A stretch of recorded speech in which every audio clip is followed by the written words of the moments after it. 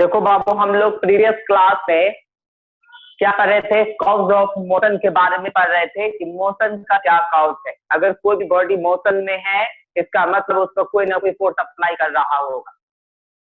तो फोर्स के बारे में हम लोग कल डिस्कस किए थे कि फोर्स क्या है, किसी भी चीज को धक्का देना या खींचना, वो क्या कहलाता है, फोर्स कहलाता है। उसके बाद हम लोगों ने कल डिस्कस किया था कि फोर्स जो है इसको एफ से डिनोट किया जाता है। फोर्स एक वेक्टर क्वांटिटी है और फोर्स को मेजर करने के लिए जिस स्टैंडर्ड वैल्यू की जरूरत होती है वो है न्यूटन। तो इस ऐसा यूनिट का होता है न्यूटन होता है।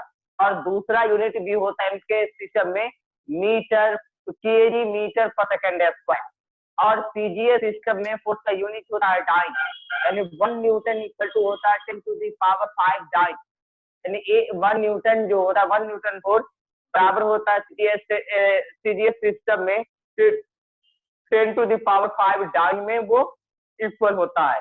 उसके बाद हम लोगों ने डिस्कस किया था कि फोर्स को हम ना तो देख सकते हैं, फोर्स को हम देख नहीं सकते हैं, लेकिन इसके इफेक्ट को देख सकते हैं। फोर्स को हम देख नहीं सकते मगर इसके इफेक्ट को देख सकते हैं। बहुत सारे इफेक्ट को हमने दिखाया था कि फोर्स जो है वो क्या कर सकता है, स्टेशनरी ऑब्जेक्ट को मोशन में ला सकता है, मोशन वाले ऑब्जेक्ट को स्टेशनरी में ला सकता है। फोर्स जो है किसी भी ऑब्जेक्ट की मोशन को इंक्रीज या डिक्रीज कर सकता है। वो जो है किसी भी ऑब्जेक्ट का डायरेक्शन, मूविंग बॉडी का डायरेक्शन चेंज कर सकता है। फोर्स जो है किसी भी बॉडी का शेप और साइज चेंज कर सकता है। ये सब इफेक्ट देखने को मिलता है। उसके बाद बात ये आया कि अगर ठीक है सर, फोर्स के बाद में आप बताइए फोर्स होता कितने तरह का है। तो कल हम बता ही रहे थे कि टाइम खत्म हो गया था कि हम लोग डिस्कस कर रहे थे कि फोर्स 2 तरह का होता है। आगे से भी फोर्स लग रहा है, फोर्स इधर भी लग रहा है, फोर्स जो इधर भी लग रहा है, फोर्स इधर भी लग रहा है, ठीक है। और फोर्स नीचे से भी लग रहा है, फोर्स इधर से भी लग रहा है, यानी किसी भी तरफ से भी फोर्स लग रहा है। तो फोर्स जो, यानी किसी एक बॉडी पर जितना भी फोर्स लग रहा है, अगर इस सभी फोर्स का रिजल्टेंट फोर्स जो होगा अगर 0 होगा, यानी इसको ये फोर्स जितना निकाल, ये फोर्स जितना भी है, ये फोर्स जितना भी है, ये फोर्स जितना भी है, ये फोर्स जितना भी है, इसका जो रिजल्ट निकलेगा अगर वो 0 फोर्स निकलता है, 0 न्यूटन निकलता है, तो हम कह सकते हैं कि ये सभी फोर्स जो है वायलेंस फोर्स कहलाएगा। या हम अगर 2 सिंगल फोर्स के बारे में डिस्कस कर ले, मान लो कि ये कोई बॉडी है, इस पर भी इधर फोर्स लग रहा है F न्यूटन का, और इधर से भी फोर्स इस पर लग रहा है F न्यूटन का, और इस दोनों पे, यानी ये दोनों फोर्स इस बॉडी पर लगने की वजह से ये बॉडी रिजल्टेंट फोर्स अगर 0 हो जाता है, तो हम कह सकते हैं ये दोनों फोर्स एक दूसरे का वायलेंस फोर्स है। अगर मान लो कि इस पे 10 न्यूटन का फोर्स हम इधर लगा रहे हैं और 10 न्यूटन का फोर्स हम इधर भी लगा रहे हैं, 10 न्यूटन का फोर्स हम इधर भी लगा रहे हैं, 10 न्यूटन फोर्स इधर भी लगा रहे हैं, रिजल्ट क्या निकला कि ऑब्जेक्ट जहां पर था वहीं पर रहेगा, ऑब्जेक्ट कहीं पर डिस्प्लेस नहीं हुआ, डिस्प्लेस नहीं हुआ इसका मतलब रिजल्टेंट फोर्स 0। अगर ऑब्जेक्ट डिस्प्लेस नहीं हुआ तो इसका मतलब रिजल्टेंट फोर्स कितना हो गया, 0 हो गया। तो we can say these force are the balance force.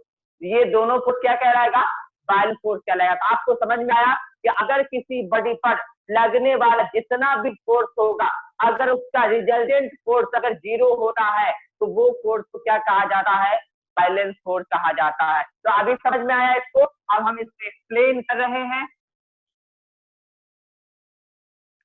Balance force,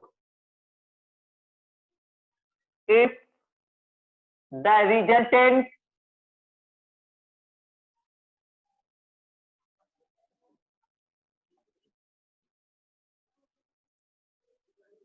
forces, if the resultant force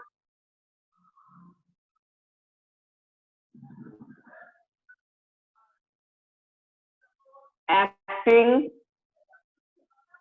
on a single on an object is 0. If the resultant force acting on an object, यानी एक body पर लगने वाला जो force होगा उसका resulting force अगर 0 होता है, is 0, is called balance force.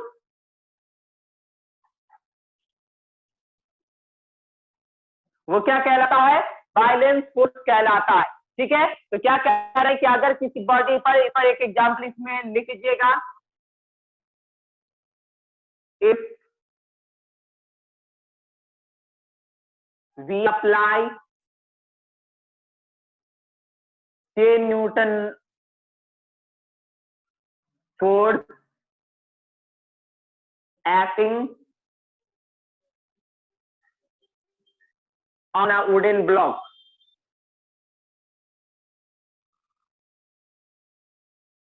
in opposite direction,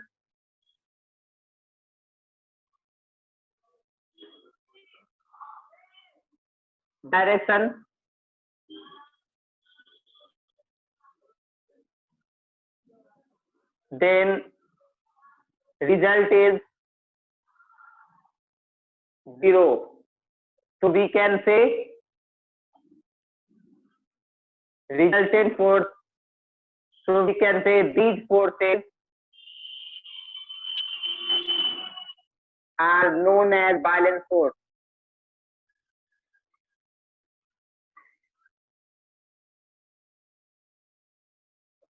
क्या कह रहे थे कि बैलेंस फोर्स किसको कहते हैं? वैसा फोर्स वैसा फोर्स जो बहुत सारा फोर्स जब एक बॉडी पर लगता है और उसका रिजल्टेंट फोर्स अगर 0 होता है तो उसको क्या कहा जाता है? बैलेंस फोर्स कहा जाता है। जैसे एग्जांपल में हम समझा रहे हैं कि अगर हम अप्लाई करते हैं 10 न्यूटन का forces acting on a wooden block, जो किस पर काम कर रहा है? वुडन ब्लॉक पर काम कर रहा है इन द अपोजिट डायरेक्शन। एक फोर्स इधर से काम कर रहा है और एक फोर्स इधर से काम कर रहा है, दोनों 10 न्यूटन का फोर्सेज है, तो द रिजल्ट इज 0। उसका रिजल्ट क्या निकला? वो ब्लॉक जो है जरा सा से मत नहीं हुआ, अपनी पोजीशन से जरा सा इधर से उधर नहीं हुआ, यानी तो रिजल्ट क्या निकला? 0 निकला। So we can say these forces are known as balance force, यानी ये दोनों फोर्स एक दूसरे का क्या कहलाएगा? बैलेंस फोर्स कहलाएगा। तो बैलेंस फोर्स में किसी को कोई दिक्कत? Have you any problem in balance force? Have you any problem in balance force? Anybody? Sir एक बार बताइएगा सर। हाँ, एक बार बताइएगा। ओके, देखो एक बार बताइएगा। देखो in previous class we have discuss about cause of motion. हम लोग प्रीवियस क्लास में क्या डिस्कस किए थे? कॉज ऑफ मोशन, मोशन होने का क्या कारण है? तो हम क्या बताए थे कि बिना फोर्स की वजह से कोई भी बॉडी मोशन में होता है, यानी कोई बॉडी में मोशन, कोई भी बॉडी अगर मोशन में हो रहा है इसका मतलब है उसका कोई फोर्स लगा है। फोर्स को हम एक्सप्लेन किए थे, फोर्स को हम देख नहीं सकते हैं, इसके इफेक्ट को देख सकते, वो हम डिस्कस किए थे। और लास्ट में हम बोलते हुए चले गए कि फोर्स जो होता है दो तरह का होता है। There are two types of force, balance force and unbalance force. Today we will discuss about balance force. हम लोग क्या करेंगे? बैलेंस फोर्स के बारे में डिस्कस करेंगे, जो हमने किया भी है। क्या है? In if the resultant forces acting on an object, यानी एक ऑब्जेक्ट पर लगने वाले फोर्सेस का रिजल्टेंट इज 0, अगर 0 होता है तो इज कॉल्ड बैलेंस फोर्स। देख लो बाबू, यहाँ मान लो कि ये वुडन, ये कोई ब्लॉक है, लकड़ी का ये ब्लॉक है, इस पर फोर्स इधर से भी लग रहा है, इधर फोर्स इधर से भी लग रहा है, फोर्स इधर से भी लगा है, फोर्स इधर से भी लग रहा है, और ये फोर्स लगने की वजह से इसमें जरा सा भी तब्दीली नहीं आया, जरा सा भी चेंजेस नहीं आया। ये जो ऑब्जेक्ट है अपने पोजीशन से जरा सा भी इधर से उधर नहीं हुआ, तो रिजल्ट क्या निकला? 0 निकला। फोर्स लग रहा है मगर जब कोई भी चेंजिंग इसके अंदर नहीं देखने को मिल रहा है, तो हम कह सकते हैं कि इसका रिजल्ट जो ये चारों फोर्स लगने की वजह से रिजल्ट कितना आया? 0 आया। तो जिस ऑब्जेक्ट यानी किसी ऑब्जेक्ट पर 2 या 2 से अधिक फोर्स लग रहा है, अगर उसका रिजल्ट अगर 0 निकलता है तो हम कह सकते हैं कि ये चारों फोर्स एक दूसरे का बैलेंस फोर्स कहलाएगा। क्या कहलाएगा बाबू? बैलेंस फोर्स कहलाएगा। अब जैसे फॉर एग्जाम्पल आप जो है कहीं जा रहे होते हैं, तो आप अपने हाथ में सूटकेस को लिए होते हैं। सूटकेस समझते हैं? सूटकेस समझते हैं? Yes sir. हम अपने हाथ में को लिए रहते हैं और चल रहे होते हैं।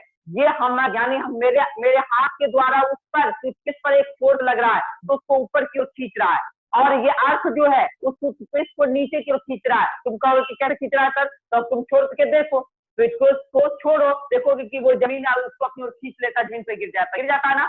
जब हम स्विच को छोड़ देंगे तो स्विच कहाँ गिरेगा, जमीन पर गिरेगा ना। इसका मतलब अर्थ जो है उस स्विच पर क्या लगा रही है, फोर्स लगा रही है। तो यानी कहने का मतलब ये हो गया, सुटकेस को जो हम अपने हाथ से पकड़े हुए हैं उस पर 2 फोर्स लग रहा है, एक मेरा हाथ उस पर फोर्स लगा रहा है और एक अर्थ उस पर फोर्स लगा रहा है, और दोनों फोर्स बराबर होने की वजह से वो नीचे नहीं जा रहा है ना तो ऊपर जा रहा है, एकदम न्यूट्रल अपनी जगह पर है। समझ में आया? इसका मतलब ये किसका एग्जाम्पल होगा, बैलेंस फोर्स का एग्जाम्पल होगा। किसका एग्जाम्पल होगा, बैलेंस फोर्स का एग्जाम्पल होगा। एक चीज और हम आपको बता दें कि अर्थ सूरज के चारों ओर एक फिक्स पाथ पे रोटेट कर रहा होता है, जिस पाथ को कहा जाता है ऑर्बिट। ये तो आपको मालूम है ना बाबू। अर्थ जो है सूरज के चारों ओर ऑर्बिट में रोटेट करता है। अब एक बात बताइए, उस अर्थ पर ये जो ऑर्बिट देख लीजिए, आप समझा रहे हैं, ये सब इसको हम विचार है, ठीक है। ये आपका सन है, इसके चारों ओर ये अर्थ रोटेट कर रही है, इस तरह से मूव कर रही है। ये सन के चारों ओर ये अर्थ जो है ऑर्बिट में रोटेट कर रही है। ये जो है रोटेट तो कर रही है, कभी ये ऑर्बिट से यहाँ नीचे कहीं चला आता है, कभी ये ऑर्बिट से अंदर कहीं नहीं चला जाता है। तो नहीं चला जा रहा है क्योंकि इस पर जो है बैलेंस फोर्स लगा हुआ है, इस पर 2 फोर्स लगता है, एक ये इधर की ओर फोर्स लगता है और एक सन इसको इधर की ओर फोर्स लगाता है, यानी इस पर 2 फोर्स लग रहा है। हमारा अर्थ जो है सूरज के चारों ओर एक ऑर्बिट जो रोटेट कर रहा है, वो ऑर्बिट नहीं क्यों रोटेट होता, कभी ऑर्बिट से बाहर क्यों नहीं चला जाता, कभी ऑर्बिट से अंदर क्यों नहीं आता, क्योंकि इस पर 2 बैलेंस फोर्स लग रहा होता है, पहला सेंट्रीपेटल फोर्स और दूसरा सेंट्रीफ्यूगल फोर्स। यानी अर्थ कितना फोर्स लगा है, 2 फोर्स लगा है, सेंट्रीपेटल फोर्स और सेंट्रीफ्यूगल फोर्स, और दोनों फोर्स इक्वल अमाउंट में होने की वजह से वो अपने ऑर्बिट से डिस्प्लेस नहीं होता है, वो अपने ऑर्बिट से डिस्प्लेस नहीं होता है, उसी को कहते हैं बैलेंस फोर्स। तो ये किसका एग्जांपल हो जाए बाबू, hello, balance force. Balance force. और हम आपको बता दें, बैलेंस फोर्स स्टोन लीजिए, आप एक स्टोन लीजिए और एक स्ट्रिंग से टाइटली बांध लीजिए, यानी एक पत्थर लीजिए और उसको किससे बांध लीजिए, धागा से बांध लीजिए और उसको घुमाइए, ऐसे उसको घुमाइएगा तो क्यों, तो ऐसा क्यों नहीं होता है कि वो पत्थर जो है आपको दूर भाग जाता है, यानी अपने पास पर ही रोटेट होता रहा है। इसका मतलब ये हुआ 2 फोर्स लगा है। अगर कोई लड़का स्टोन को पकड़ करके घुमा रहा है, ये इस तरह से रोटेट हो रहा है, रोटेट होगा ना जी, स्ट्रिंग में, यानी स्ट्रिंग में किसको, स्टोन को बांधे और इस तरह से घुमा रहे हैं, ये अपने पास पर ही घूमता रहता, बाहर क्यों नहीं जाता, अंदर क्यों नहीं आता, क्योंकि इस पर भी 2 फोर्स लगता है। एक ये स्ट्रिंग उसको अपनी ओर खींच करके रखे हुआ, जब हम घुमा रहे होते हैं तो ये धागा है इस पत्थर को अपनी ओर खींच करके रखे हुआ है, और ये जो ये जो मोशन में होने की वजह से इसमें क्या होता है, एक दूसरा फोर्स भी लगता है, सेंट्रीफ्यूगल फोर्स, ये चाहता है कि बाहर भाग जाए, ये क्या चाहता है, अगर आप इसको छोड़ दीजिएगा तो ये दूर भाग जाएगा, जब आप घुमाते छोड़ दीजिएगा तो क्या होगा, दूर भाग जाता है कि नहीं भाग रहा हो। तो यानी इस पर 2 फोर्स लगता है, एक स्ट्रिंग अपनी ओर है और एक स्टोन जो है बाहर की ओर फोर्स लगता है। ये दोनों फोर्स बराबर, जब तक बराबर होता है तो वो अपने ऑर्बिट में रोटेट होता रहता है। जैसे ही छोड़ देते हैं, ये स्ट्रिंग छोड़ देते हैं तो ये फोर्स लगाना छोड़ देता है, जिसकी वजह से वो बाहर चला जाता है। तो ये किसका एग्जाम्पल हो गया बाबू, बैलेंस फोर्स का एग्जाम्पल हो गया, समझ में आया। कि अगर किसी बॉडी पर बैलेंस फोर्स लग जाता है, अगर किसी बॉडी पर बैलेंस फोर्स लगता है तो उसका रिजल्ट 0 होता है। तो इसका मतलब अगर कोई बॉडी रेस्ट में है उसको मोशन में लाइएगा तो क्या बैलेंस फोर्स लगाना होगा कि अनबैलेंस फोर्स लगाना होगा, बताइए। अगर कोई बॉडी रेस्ट में है, आप उसको मोशन में लाना चाहते हैं तो बैलेंस फोर्स लगाना पड़ेगा, अनबैलेंस फोर्स लगाना पड़ेगा, बैलेंस अनबैलेंस फोर्स लगाना होगा, तभी ना जाकर वो उसको आगे करेगा। बैलेंस लगा देंगे तो रिजल्ट 0।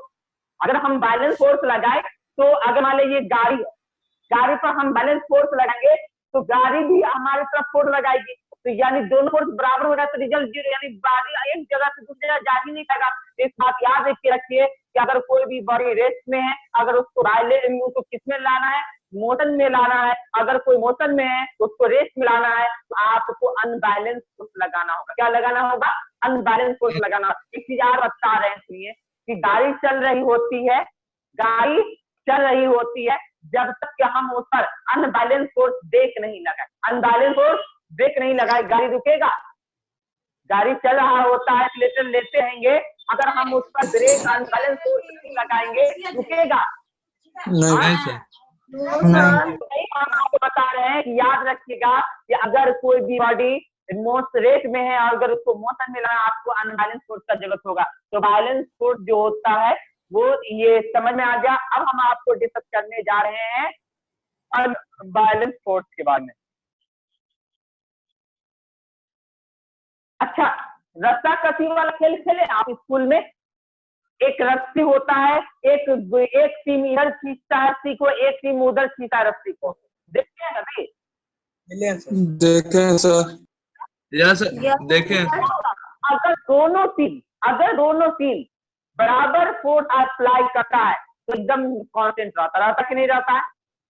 अगर दोनों टीम इधर वाला टीम उतने फोर्स लगाया, उधर वाला भी उतने फोर्स लगाया, वो अपने जगह पर स्थिर रहता कि नहीं रहता है?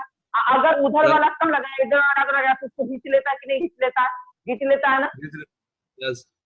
तो वही हम आपको बताने जा रहे हैं कि यानी अगर रस्सा कसी के खेल में अगर दोनों द्वारा लगाया गया फोर्स की वजह से रिजल्टेंट फोर्स 0 हो जाएगा तो क्या होगा? Balance force. अगर दोनों फोर्स से, अगर रस्सा कसी के खेल में अगर दोनों बॉडी के, दोनों ऑब्जेक्ट के द्वारा लगाया गया फोर्स अगर क्या होगा ज्यादा, यानी रिजल्टेंट फोर्स 0 नहीं होता है, प्लस में हो जाता है या माइनस में हो जाता है, तो इसका मतलब क्या होगा बाबू? कि वो अनबैलेंस फोर्स का एग्जाम्पल होगा। तो अनबैलेंस फोर्स किसको कहते हैं? Unbalance force.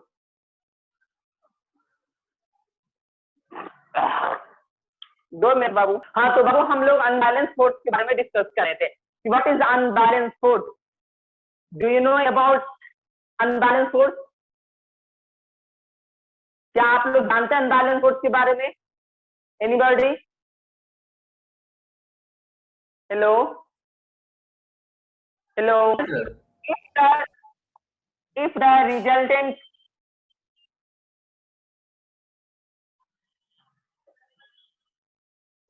forces acting on a body is not 0, then resultant force is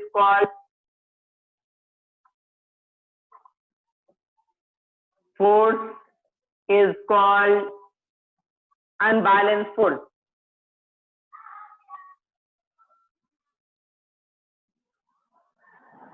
वो क्या कहलाएगा? अनबैलेंस फोर्स कहलाएगा।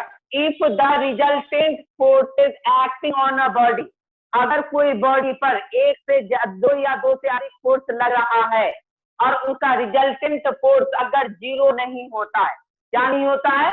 नॉट 0, यानी निगेटिव भी हो सकता है और पॉजिटिव भी हो सकता है, मगर 0 नहीं हो सकता है, तो उस फोर्स को क्या कहा जाएगा?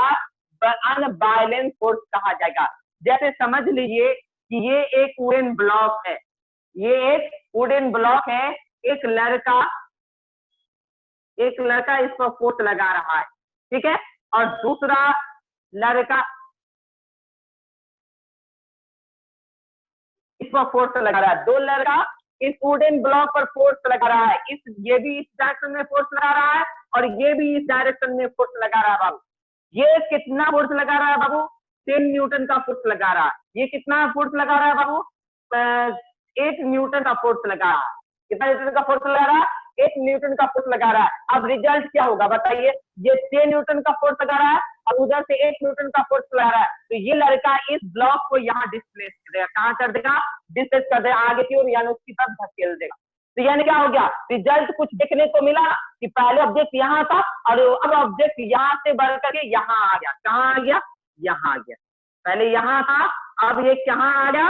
यहाँ आ गया। यानी कुछ ना कुछ क्या, तो रिजल्ट 0, कुछ ना कुछ डिस्प्लेसमेंट में देखें तो रिजल्ट क्या होगा? 0 से 0 नहीं होगा। रिजल्ट 0 नहीं होगा तो हम कह सकते हैं कि ये दोनों लड़का एक दूसरे, यानी वुडन ब्लॉक पर जो फोर्स लगा रहा है वो अनबैलेंस फोर्स लगा रहा है। क्या लगा रहा है?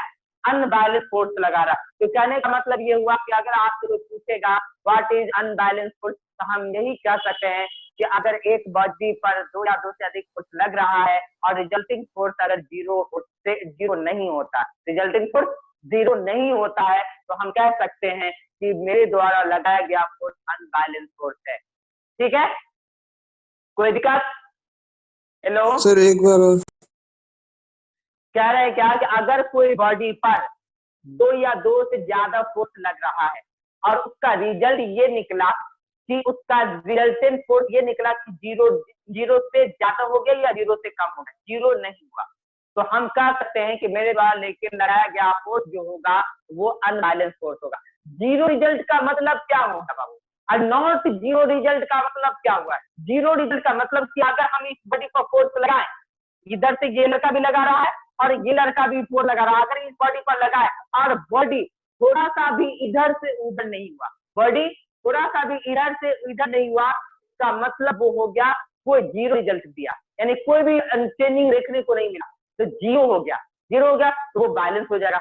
अगर हम किसी बॉडी पर 2 फोर्स लगा रहे हैं और वो अपने पोजीशन से थोड़ा इधर हो गया या थोड़ा इधर हो गया, तो हम कुछ न कुछ चेंजिंग देखने को मिला, यानी जीरो रिजल्ट तो नहीं हुआ, जब कुछ चेंजिंग देखने को मिला ना, तो रिजल्ट जीरो नहीं हुआ, इसको हम कह सकते हैं अनबैलेंस फोर्स। समझ में आया? Hello yes sir. Hello okay. Yes sir. अब एक बात बताते हैं कि हम जो है एक बॉल को हम जो है बॉल को फेंकते हैं ऊपर की ओर, यानी अगेंस्ट ग्रेविटी, यानी ऊपर की ओर फेंकते हैं, तो मेरे द्वारा उस स्टोन पर या उस बॉल पर लगा हुआ यानी फोर्स होगा वो बैलेंस होगा अनबैलेंस होगा? बताइए।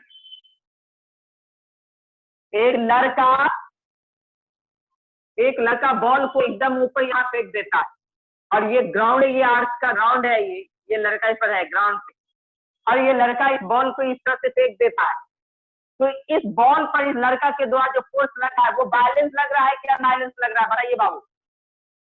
ये लड़का इस बॉल को आप ऊपर की ओर फेंक रहा है, ये बॉल पर जो फोर्स लग रहा है वो बैलेंस लग रहा है क्या अनबैलेंस लग रहा है? बैलेंस। लड़का बाबू ये बॉल ऊपर जाता ही नहीं, ये लड़का जो बॉल वो क्या हो गया, आप इसको नीचे की ओर खींच रहा है, ये बॉल को क्या कर रहा है, नीचे की ओर खींच रहा है, और हम जो है फोर्स लगाकर इसको ऊपर की ओर फेंक रहे हैं, तो यानी इसके इस फोर्स से ज्यादा फोर्स से फेंकते होंगे तब ना पड़ गया है बाबू। सुनिए, ये बॉल जो है ये बॉल को ये अर्थ नीचे की ओर खींच रहा है और हम जो है फोर्स लगा करके इस बॉल को ऊपर की ओर फेंके, तो ये फोर्स जितना यानी अर्थ जो बॉल पर जितना फोर्स लगा रहा होगा उससे ज्यादा फोर्स लगाए होंगे तभी ना ये बॉल ऊपर गया बाबू। आप जो उस बॉल पर जितना फोर्स लगा रहा है नीचे की ओर खींचने में उससे ज्यादा फोर्स लगाए होंगे तब ना वो बॉल ऊपर गया होगा, आया ना? Yes sir. Yes sir. तो इसका मतलब क्या होगा, ज्यादा हो गया मेरा फोर्स, क्या बैलेंस या unbalance? Unbalance. Unbalance sir. Balance हो गया। अगर बैलेंस होता बाबू तो ये यहाँ से ऊपर नहीं जाता, हम ऊपर फोर्स लगाते और ये नीचे फोर्स लगाता, अगर वो फोर्स लगाता तो बॉल में हाथ ऊपर नहीं जाता, बैलेंस हो जाता होता, तो क्या होगा, कुछ नहीं होता। अगर रोड की गाड़ी चल रही होती है बाबू, होती है, देख लीजिए गाड़ी है, ये गाड़ी है, ये रोड पे चल रही है गाड़ी, इस पर कितना फोर्स लगता मालूम है आपको? इस पर कितना फोर्स लगता मालूम है? एक फोर्स इस गाड़ी को नीचे की ओर खींचती है, नीचे की ओर एक फोर्स लग रहा है, एक फोर्स क्या लग रहा है इसके अपोजिट डायरेक्शन में, इधर फोर्स लग रहा है, एक फोर्स इस डायरेक्शन में लग रहा है, तो कैसे 3 फोर्स लग जा रहा है इस गाड़ी पे? गाड़ी अगर रोड पे चल रही है उस पर 3 फोर्स अप्लाई होता है, एक फोर्स नीचे की ओर लगता है, अर्थ उसको नीचे की ओर खींच के रखता है, अगर अर्थ उस गाड़ी को नीचे की ओर खींच के नहीं रखेगा तो गाड़ी उड़ने लगेगा, गाड़ी क्या होगा, रोड के सरफेस को छोड़ेगा, यानी उसका जो टायर है सरफेस को छोड़ेगा, हवा में चला जाएगा, तो यानी एक अर्थ फोर्स लगा रही है जिसको mg फोर्स कहा जाता है, यानी इस बॉल पर 3 एक फोर्स नीचे की ओर लगा है, अर्थ लगा रही है वो mg फोर्स हो गया, दूसरा फोर्स इसके टायर पे लग रहा है, दूसरा फोर्स क्या लग रहा है, गाड़ी के टायर पे, गाड़ी चल रही है ऐसे तो फोर्स लग रहा है दूसरा फोर्स टायर पे इस डायरेक्शन में, जिसको कहते हैं फ्रिक्शनल फोर्स, इसको क्या कहा जाता है बाबू, फ्रिक्शनल फोर्स।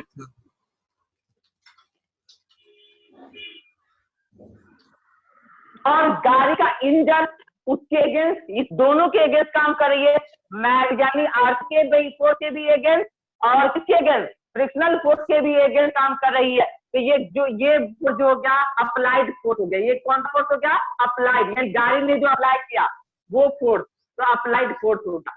अब बताओ कि अगर ये अप्लाइड फोर्स फ्रिक्शनल फोर्स के बराबर हो जाता, अगर ये अप्लाइड फोर्स फ्रिक्शनल फोर्स के बराबर होता, गाड़ी चल पाती?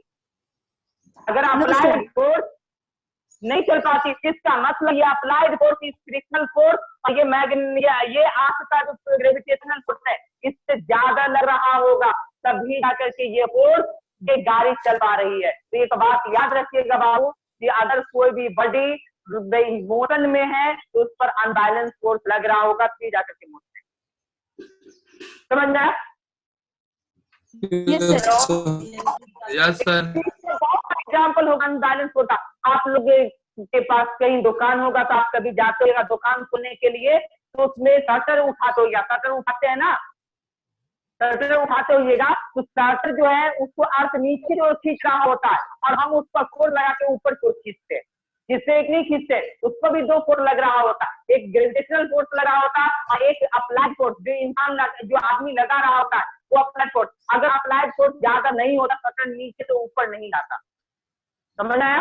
दूसरी बात, जो अप्लाइड फोर्स लगाते हुए बहुत ज्यादा परेशानी होती है, जब अप्लाइड फोर्स लगाने में ज्यादा परेशानी लगती है हम क्या करते हैं, पापा को, पापा शटर बहुत भारी चल रहा है, बहुत भारी लगता है उठाने में, तो इसका ग्रीसिंग करिए। तो इसमें क्या किया जाता है? ग्रीसिंग किया जाता है। ग्रीसिंग क्या करता है? ग्रीसिंग जो है उसके फ्रिक्शनल फोर्स को कम करता है। उसके फ्रिक्शनल फोर्स को ग्रीस करने पर उसके बैरिंग में, उसके गार्ड में अगर ग्रीसिंग कर देने पर वो क्या होता है? फ्रिक्शन कम होता है, तो हमको अप्लाई फोर्स लगाने में कम फोर्स लगाएंगे, आसानी से ऊपर चला जाएगा। ठीक है, तो कहने का मतलब ये हुआ कि आज हम लोगों ने डिस्कस किया बाबू बैलेंस फोर्स के बारे में, अनबैलेंस फोर्स के बारे में। अगर कोई भी बॉडी पर बैलेंस फोर्स लगेगा बाबू तो उसका रिजल्ट देखने को नहीं मिलेगा, कुछ तब्दीली देखने को नहीं मिलेगा, जहां है वहीं पर नजर आएगा। ठीक है, अगर जब तक कि हम उस अनबैलेंस फोर्स नहीं लगाएंगे वो अपने पोजीशन को जरा सा भी चेंज नहीं कर सकता। अनबैलेंस फोर्स लगाएंगे तभी जाकर के वो अपना पोजीशन चेंज कर सकता है, बैलेंस में चेंज नहीं करेगा। तो इसका मतलब ये हुआ कि कोई भी बॉडी मोशन में वो अनबैलेंस फोर्स के बारे में है।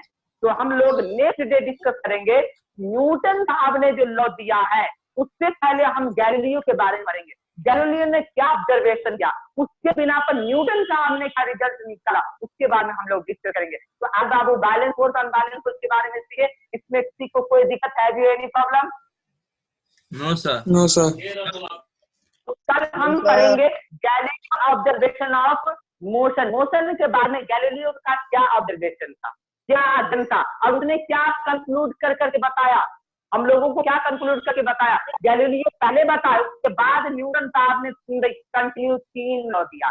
देखा है, first law of motion, second law of motion और थर्ड लॉ ऑफ मोशन। तो ये तीनों को पढ़ने से पहले गैलीलियो का ऑब्जर्वेशन जानना जरूरी है कि गैलीलियो साहब ने क्या बोला, और गैलीलियो साहब ने बोला उसी के के हिसाब से न्यूटन साहब ने फर्स्ट लॉ दिया, उसी के हिसाब से न्यूटन साहब ने कौन सा लॉ दिया था? फर्स्ट लॉ ऑफ मोशन दिया था। तो सबसे पहले कल हम डिस्कस करेंगे गैलीलियो के लॉ ऑफ ऑब्जर्वेशन के बारे में। ठीक है, तो आज कोई दिक्कत नहीं है किसी को? No sir. No sir. ठीक है, तो क्या है, ओके बाय।